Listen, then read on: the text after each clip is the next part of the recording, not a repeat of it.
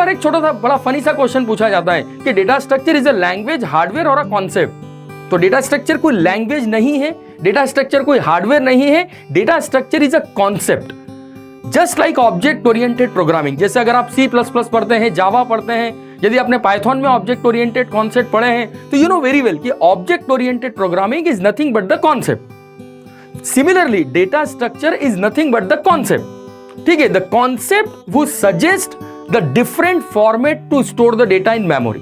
और जब इन कॉन्सेप्ट को इंप्लीमेंट करने की बात आएगी, कि यदि सपोज मैंने एक कॉन्सेप्ट पढ़ा स्टैक, यदि मैंने एक कॉन्सेप्ट पढ़ा है क्यू, यदि मैंने एक कॉन्सेप्ट पढ़ा है सर्कुलर क्यू, और यदि आपसे पूछ लिया गया क्योंकि tell me how this concept is implements, इन कॉन्सेप्ट को इंप्लीमेंट कैसे करेंगे, तो यहां पर you need a language to implement this concept.